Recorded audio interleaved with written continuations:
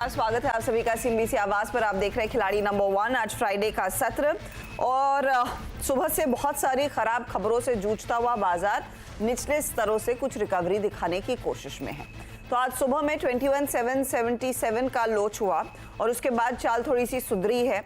हम 21,900 तक पहुंचे हैं, लेकिन फिलहाल बीचों बीच 21,858 के लेवल्स पर अभी भी आपको दबाव में ही कारोबार दिखाई देगा। आधा % नीचे है निफ्टी बैंक में भी ऐसा ही सिलसिला बिकवाली का। करीब आधे % के नुकसान पर हम कर रहे हैं कारोबार। 250 अंकों का नुकसान इधर देखने को मिला है और मिड कैप स्टॉक्स में प्रेशर ज्यादा, 700 पॉइंट नीचे वो इंडेक्स ट्रेड करता हुआ। अब ऐसे में आपकी क्या रणनीति हो, हमारे जानकार किस तरह के ट्रेड्स पर करेंगे फोकस, ये सब आपके लिए पेश करेंगे। एडवांस डिक्लाइन रेशियो एक और सत्र जो नेगेटिव टेरिटरी में ही कर रही है कारोबार। रिलायंस, एक्सिस, एल&टी और टाटा मोटर्स जैसे स्टॉक्स हैं जो बाजार को नीचे खींच रहे हैं।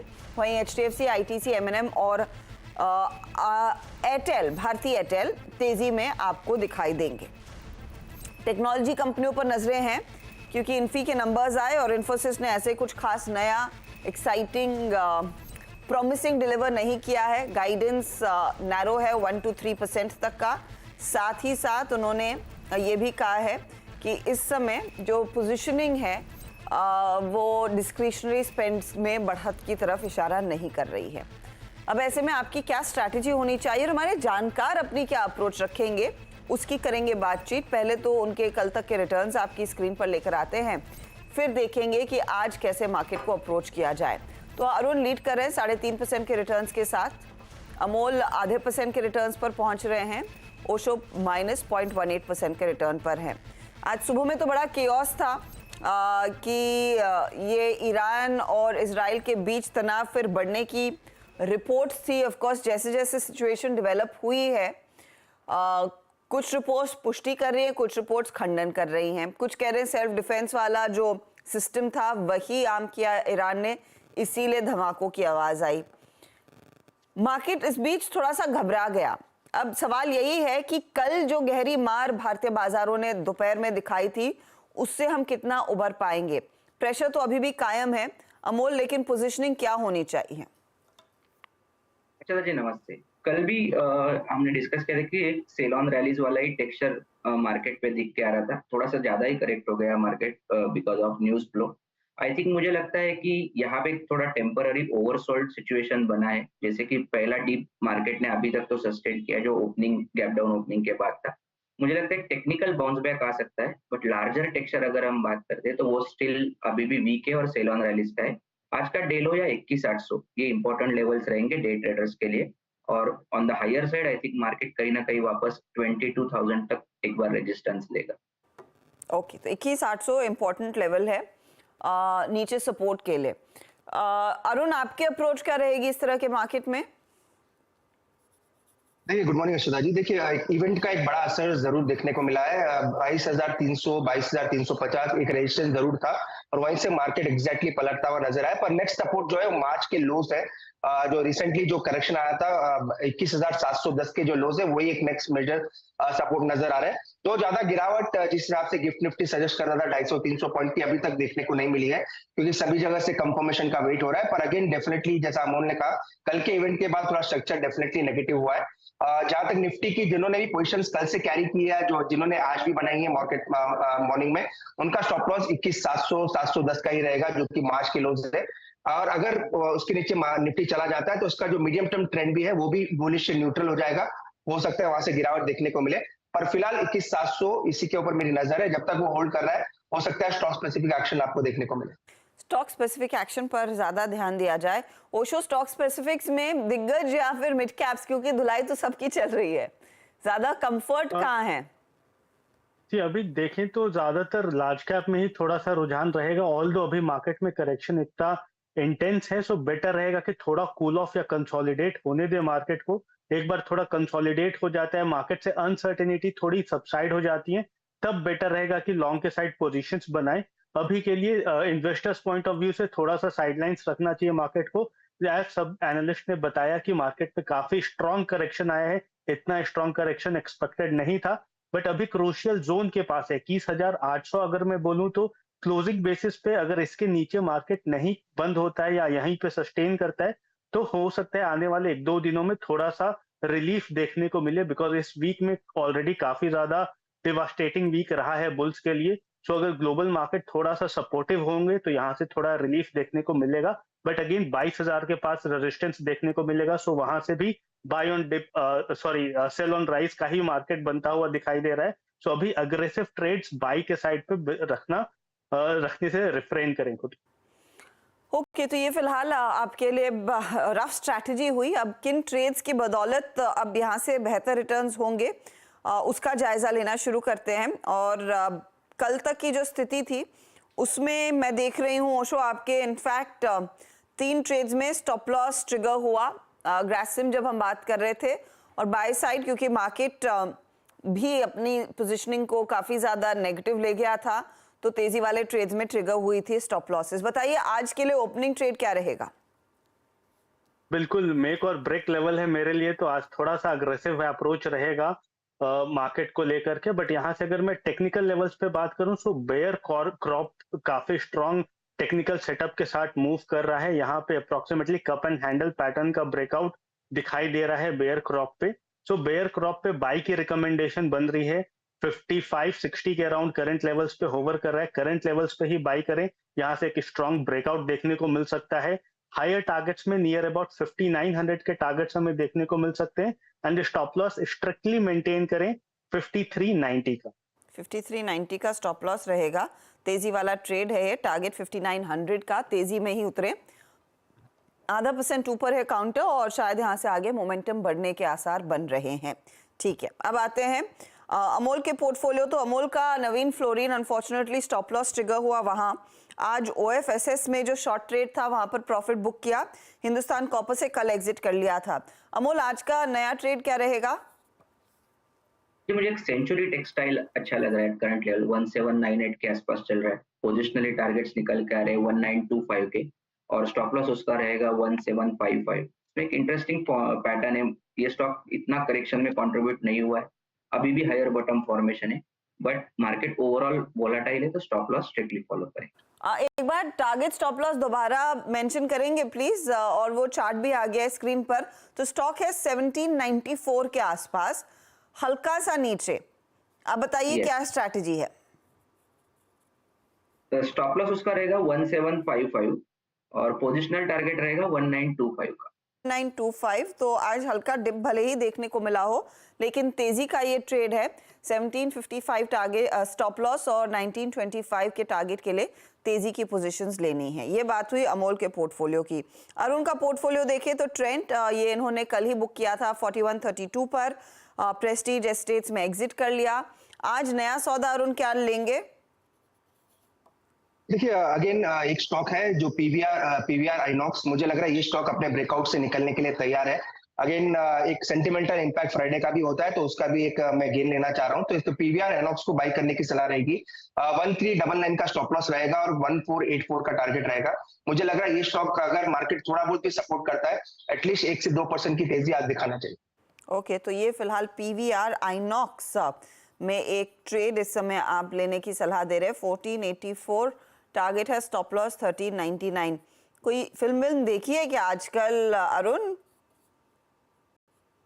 ये फिल्म तो नहीं देखी, फिल्म तो नहीं देखी, पर प्लान जरूर है इस वीकेंड में जाने का, और काफी मूवीज भी रिलीज होने वाली है जो कि मैं अपने ही चैनल पे सुबह भी देख रहा था। तो मुझे लग रहा है ये स्टॉक भी अच्छा करना चाहिए, साथ में वीकेंड भी कोई मूवी के साथ ही देखना चाह रहा हूं। ओके, तो उस लिहाज से स्टॉक रेडार पर आता हुआ दिखाई दे सकता है। इस पर आपकी होनी चाहिए पूरी नजरें। PVR INOX 1484 target, stop loss 1399 का। एक ट्रेड हमारे जानकार और जोड़ पाएंगे, उस पर आएंगे, लेकिन पहले CNBC आवाज के साथ जो super exclusive interview Nirmala Sitharaman का हुआ कल शाम को, लक्ष्मण रॉय हमारे इकोनॉमिक पॉलिसी एडिटर ने उनसे बातचीत की, और उस बातचीत में भारत को मैन्युफैक्चरिंग हब बनाने की दिशा में किस तेजी से काम हो रहा है उस पर बातचीत हुई। इलॉन मस्क जो भारत आने वाले हैं उस मुद्दे पर भी बातचीत हुई, और साथ ही वित्त मंत्री साहिबा ने यह भी कहा कि ईरान इजराइल के बीच तनाव बढ़ने पर किसी भी स्थिति से निपटने के लिए सरकार पूरी तरह तैयार है। उसका एक पूरा अंश अब आपके सामने करते हैं पेश।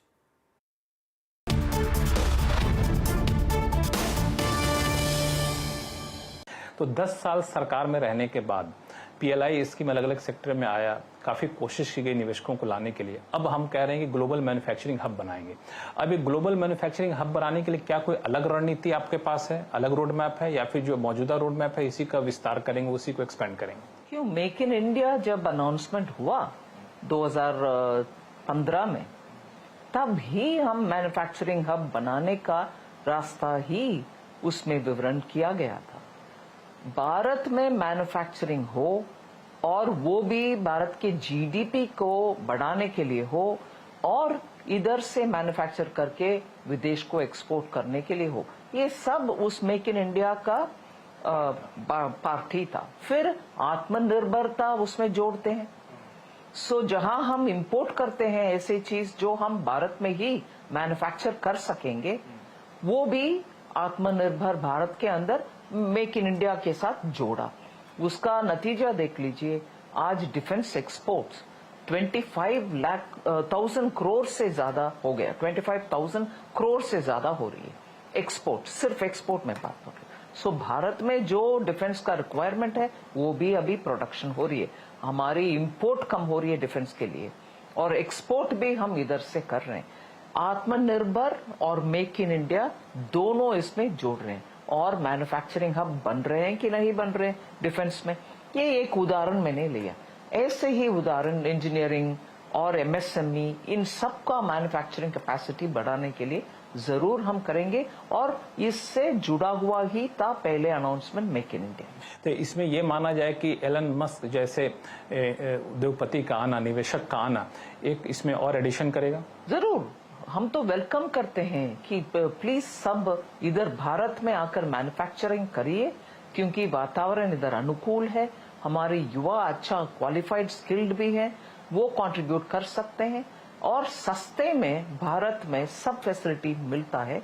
इसीलिए हम तो खुलेआम सबको इनवाइट कर रहे हैं, please come and manufacture in India. कुछ आप शेयर कर सकें कि एलन मस्क का यहाँ पे इन्वेस्टमेंट को किस तरीके से आप देख रही हैं? मैं एक बड़ा सा कंपनी भारत में आकर मैन्युफैक्चरिंग का इंटरेस्ट अगर दिखाते हैं, उससे इंडिया का मैन्युफैक्चरिंग एनवायरनमेंट एक अच्छा संदेश मिलता है कि हाँ, भारत में हाई टेक्नोलॉजी से जुड़े हुए बड़े कंपनियां आकर इंटरेस्ट दिखा रहे हैं। मतलब हमारी पॉलिसी ठीक है, हमारी मैन्युफैक्चरिंग वातावरण अनुकूल है और इसमें भारत का भी उपयोग है, विदेश में भी एक्सपोर्ट कर सकते हैं। निवेश के मोर्चे पर एक और पिछले दिनों घटना हुई, वो ये थी JP मॉर्गन का बॉन्ड इंडेक्स में इंडिया का शामिल किया जाना।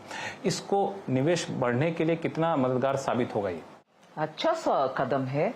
हम तो पिछले 2 साल से बहुत नेगोशिएट किए और इनवाइट किए, भारत का डिटेल्स उनको दिखाए। उसके कारण आज इस जुलाई से वो शुरू भी हो रही है और ब्लूमबर्ग का लिस्टिंग भी जनवरी से होने वाले हैं। सिर्फ JP मॉर्गन का लिस्टिंग के वजह से ऑटोमेटिक फ्लो, मतलब विदेश में फंड्स एक एक इंडेक्स को देखते हैं और उस इंडेक्स में लिस्टेड आइटम्स को बाय रूटीन पैसा जाते रहते हैं इन्वेस्टमेंट के लिए।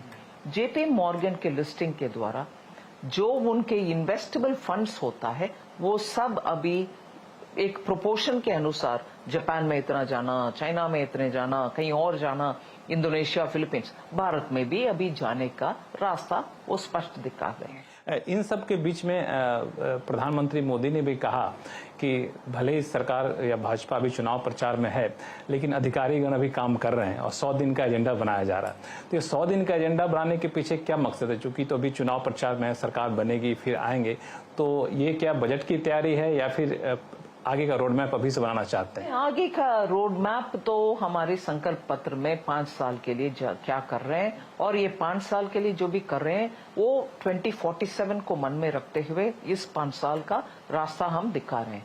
उसमें से भी जो 100 कदम हम पहले 100 डेज में, इतने सारे कदम ये फर्स्ट 100 डेज में जो कर पाएंगे उसका नक्शा रेडी हो रही है, जिससे जैसे प्रधानमंत्री जी ने, मुझे याद है RBI का फंक्शन में जब हम सब बैठे थे, उधर क्लियरली बोले कि आप सबके पास तो टाइम है, आप भी काम करिए। शपथ ग्रहण होने के तुरंत बाद हम एकदम काम में जुट जाए। ये बयान काफी चर्चा में रहा, चूंकि आरबीआई को कहा जा रहा था। नहीं, सिर्फ आरबीआई के नहीं, जहां मेरा समझ है उस इवेंट में आरबीआई के उस फंक्शन में पूरे इंडस्ट्री से, बिजनेस से, बैंक से जुड़े हुए बहुत सारे वरिष्ठ ऑडियंस में थे और आरबीआई भी थे। सो सबको ये कहा आपके हाथ में तो टाइम होगा, मैं तो कैंपेन में हूं, आप रेडी रहिए। तो लोगों ने ये कयास लाया कि फाइनेंशियल मोर्चे पे कोई बड़ा ऐलान करने वाले हैं सरकार में आते के साथ ही।